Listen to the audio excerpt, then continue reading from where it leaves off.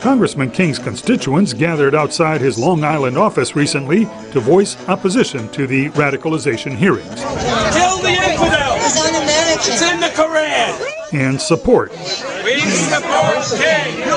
We support King! Among the supporters, constituent Richard Lazevnik.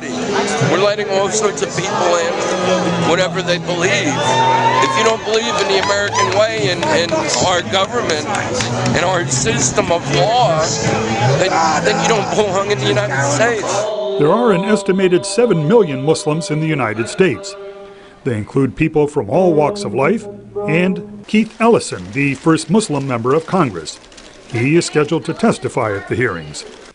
Congressman King's office did not respond to VOA, but his website features a CNN story in which he repeats a controversial suggestion about the extent of American Muslim radicalization.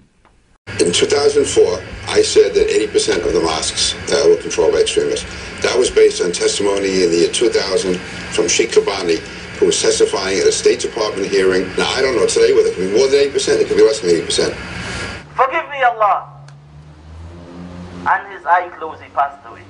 Services at the Al Abidin Mosque in Queens, New York, are through an outdoor speaker for all to hear.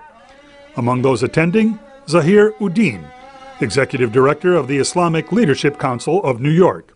Uddin rejects the 80% figure as a myth.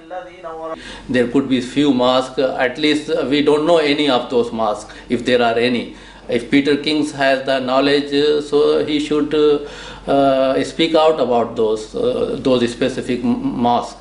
Uddin says only 5% of U.S. domestic terrorism is committed by Muslims, adding that his organization condemns their actions.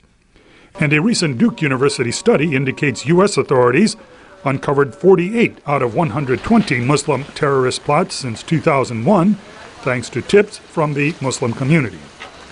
On Sunday, Jews and Christians joined Muslims on Times Square in New York to protest the radicalization hearings. Imam Faisal Abdul Rauf, who is seeking to build an Islamic center in Lower Manhattan, objects to Congressman King's exclusive focus on Muslims and Islam. Extremism comes from all the faith traditions. There are American extremists and radicals as there are Muslim extremists and radicals. And it is this cycle of radicalization we have to bring an end to. An FBI report confirms that U.S. domestic terror threats range from white supremacists and eco-terrorists to anti-government extremists and separatists. But King refuses to change the focus of his hearings. He says that they aim to show that overall Muslims are good Americans, but their leadership is not doing what it should. Peter Fedynsky, VOA News, New York. The hatred that has marred our dialogue